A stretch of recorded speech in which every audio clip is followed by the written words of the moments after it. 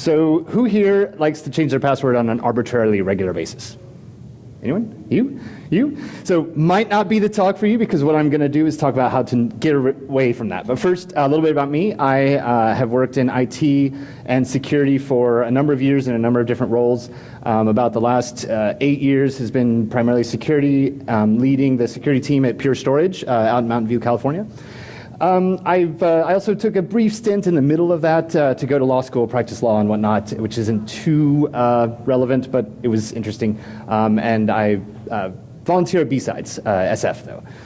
So just a little bit of an overview. I'm not going to bore you with deep technical details. What I'm going to do is I'm going to cover password cracking concepts and how we, my team, use them to implement this approach that I'm going to talk about.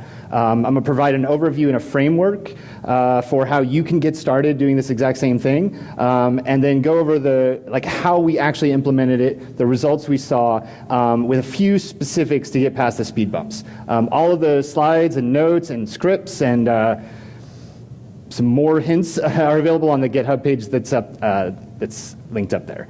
So, so why, right? So the main thing is that it's fun.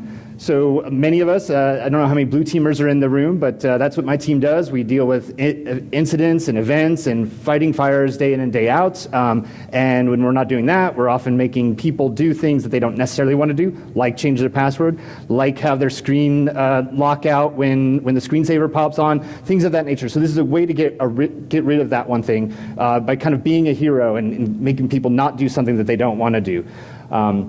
So you also kind of get ahead of the red teamers that you're going to face. So if you ever have any pen testing gigs that come in and test your defenses, there's a way to get a little bit ahead of that. And it's proven really effective. So one of the difficult things of a soup to nuts security program is that measuring security awareness is very difficult. And what this does is not only improve the strength of people's passwords, decrease the risk of to the company, but also over time, people learn what a strong password is and what isn't, and you can measure this. So what you see here is we've been doing this for about 2 years, and you see that steadily, quarter after quarter, the percentage, of people that employees whose passwords we've cracked has gone down. Now you'll notice in the first couple of columns the raw numbers going up. Pure Storage is a startup, or was a startup, and so we were growing extremely rapidly. So we were getting more people, but that was mostly because they were all new hires. And so we do find that a fair percentage of the raw passwords that are cracked are new hires. So people end up learning this. And we're doing it because this type of password policy doesn't really work well, right? So I took this off of the internet. I mean, everybody's seen this. Most of us probably agree that it doesn't really work that well. So they give you these requirements. They have character type requirements.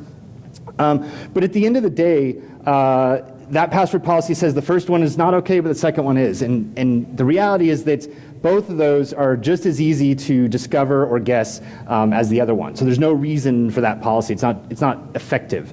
And I think I saw a couple nods in the audience, but I think I'm not the only one that thinks this. So there's a number of people on InfoSec Twitter that kind of agrees with this. So I said, but no, we're not going to force people to change their passwords. So how did we do this? So has anyone cracked passwords before, used tools like that? A few people? Excellent, excellent.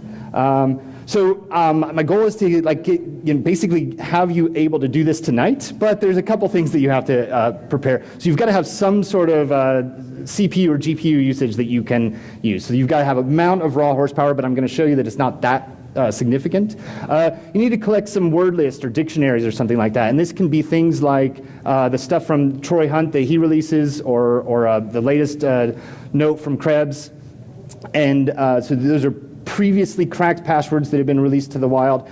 Or just word lists and English dictionaries, and then also understand your audience or your user base, because things like where they are in the world, or the language they speak, or their culture, both the corporate culture or the kind of local culture. So if your target is mostly in the Bay Area, like mine, words like Stanford and San Francisco and Golden Gate pop up. But if they're out somewhere else, then different local words are common.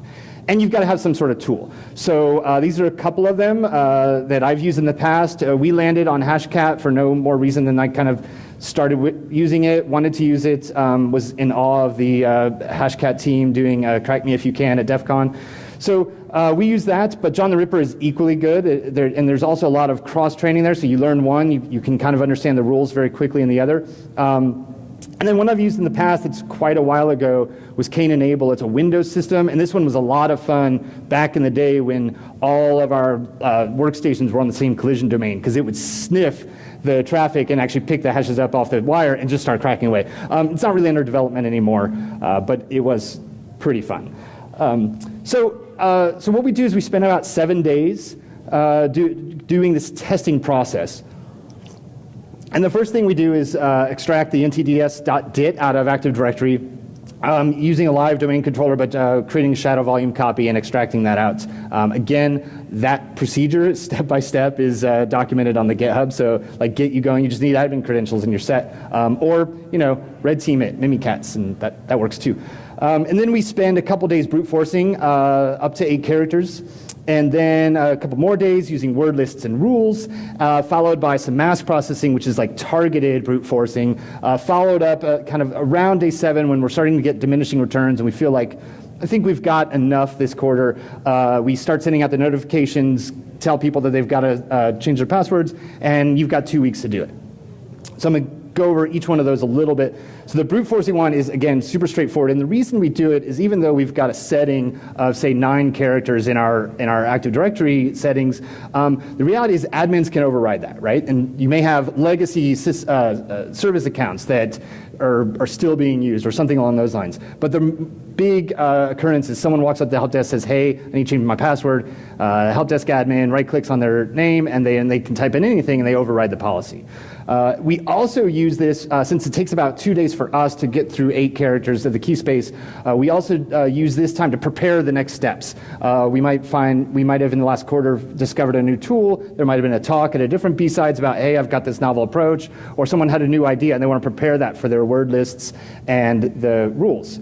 So the word lists, I kind of went over this already, are just basically dictionaries, and then you can use tools like Wordsmith that will generate that kind of pop culture, that local culture information, which is a really cool tool to just quickly generate a tailored word list for your area. And then, but that's not going to do it by itself, right? Imagine in an English dictionary, probably you don't have, hopefully you don't have any passwords that are just all lowercase characters, right? So then you've got to apply these rules, and this is what the tool does for you. The tool will take those rules and do things like substitute an O for a 0, or double up the word, or something like that. There's a lot of different rules to toggle, or to truncate, or to append, to duplicate. And so you have a lot. It's really a toolkit that you can use when you're using Hashcat to crack the passwords. And then we use the masks, which, like I said, are basically kind of in 2 ways. One, it's a tailored brute force. So in my example up here, what we found is that people like to create passwords with really common patterns, right? So they will say uppercase, a bunch of lowercase, and append a couple numbers so that they meet that policy, right? So you do that, and then by narrowing that key space to this pattern, you will notice, I'm echoing. You'll notice I'm echoing. So you'll notice that you can go through a lot of that key space very quickly and without hitting a lot of the password combinations that are very unlikely for people to use. Another thing you can do is append or prepend a shorter mask to your common words. So you'll see that we get things like with our company name in there with a bang123. So these types of methods work pretty well when you're approaching it that way. So I've got some examples up here for each one of those, but it's a little bit of an eye chart. There's more detailed explanation in the notes, so this is more of a slide for you to review, but I thought it might be fun to kind of show you what that looks like. So I've got an example here, and then at the top you see the command line, and I'm using an attack mode of 3, which just means brute force. I've got usernames in the hash file, so I've got to tell Hashcat that, so I'm not actually thinking that that's part of the hash. M1000 means it's Active Directory. Putting your results in a specific file is helpful because then it's easier to analyze later. But then you can see I'm just doing $A. You are not. I am sorry. Now you can see it at the top. So the 9 question mark A's are just telling it brute force any character 9 length, right? And so you'll see that in that long amount of time that we did that, that I discovered 2 whole passwords, right? So, but by narrowing it to the pattern that I mentioned earlier with the uppercase, a bunch of lowers, and then a few numbers, you can see that already I'm getting better results, right? I'm getting much more results. It's got me 2 in the couple minutes while we were fumbling with that, and then boom, I've got a few. So that's pretty good, right? That's better, obviously. But what if we do something a little bit different? So this is that hybrid attack. So in this case, I'm taking a word list of, I link in the notes, of 304,000 probable passwords, so very likely passwords that have either been released in breaches or have been generated because it's a pattern that people use. And then I'm just tacking on 4 characters afterwards. And you'll see that I actually get a lot more passwords very quickly. And this is on a MacBook Air. I kind of ran out of time, but on the 9-character brute force, it was going to take this 209 years to go through that. So you can see that this is working a little bit better. So back to...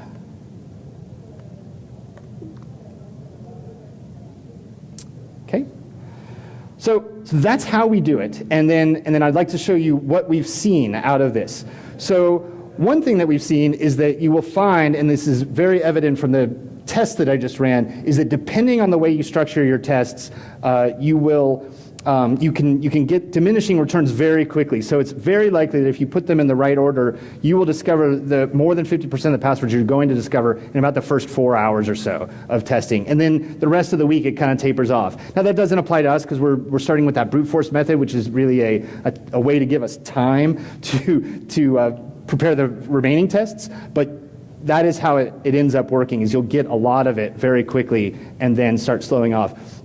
And then this is off of one test, not all of the 2 years worth of data, but in one test, you'll see that we still get a couple of those 8-character and 7-character passwords, even though they violate the settings in Active Directory.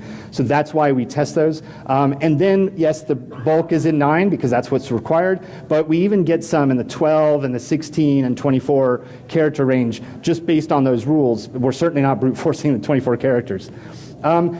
And we've also found that people tend to create the same passwords. So some of these are going to be the same person creating multiple service accounts, but in some cases it's that things like walking the keyboard, going straight down the first 2 columns is very easy for people to do.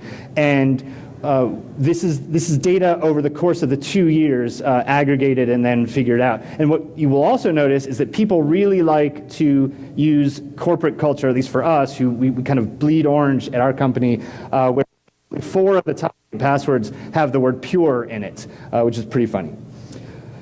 So then we started looking at our data a little bit further, and this is something we've only started doing in the past year or so, is we noticed that certain people were not only repeat offenders continually creating weak passwords, but they were creating the same password, or basically the same. It won't let you create the same, obviously. So wrote a script to calculate the similarity between this discovery and last discovery. So for people that failed 2 times in a row. And we started out with 182 the first time we tested. I said, that's a lot of people.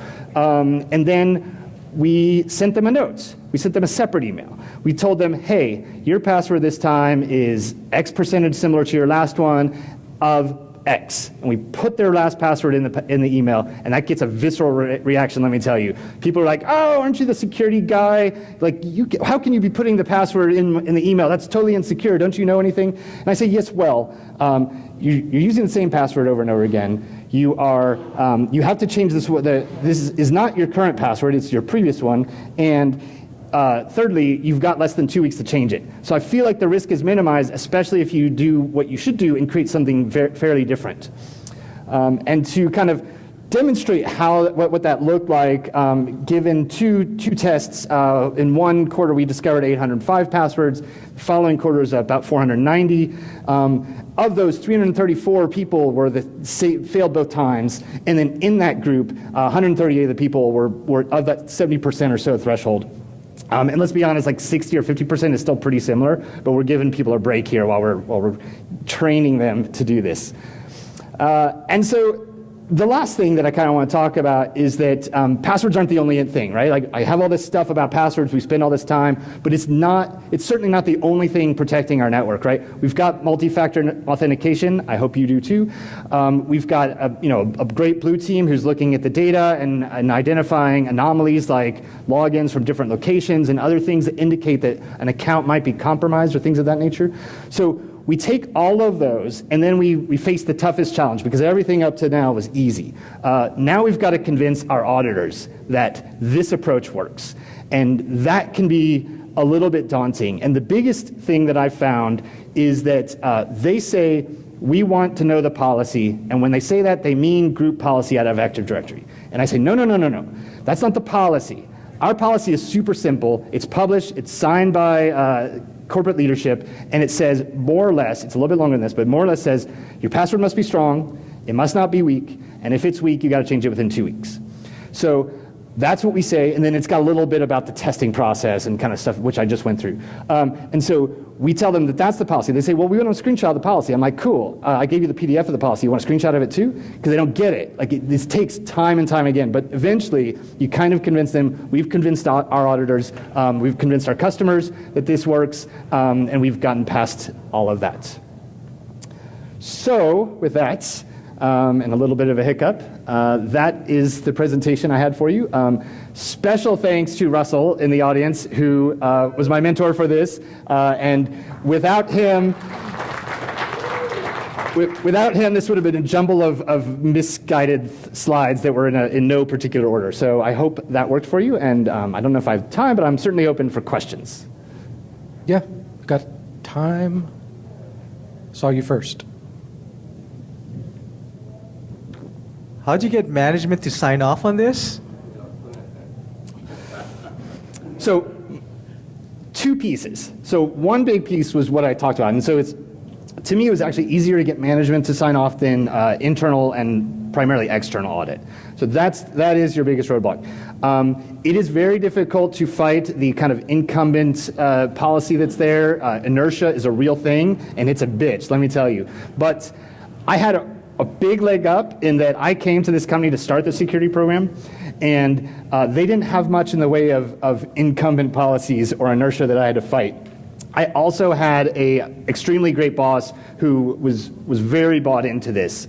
So I report to the CIO, and he has been telling his peers about this approach, and they're like, whoa, how can we do this? Like, they also ask the exact same question. They're like, how did you do that? So I think it's with a lot of documentation. So in fact, a lot of the documentation that I posted on GitHub, at least the technical details, are things that we needed to produce to our auditors, mostly the internal audit, and once they buy in, the management trusts them usually. And so that helps a lot. And we also take all of our kind of evidence, we treat it like an audit ourselves. I call it the password audit process.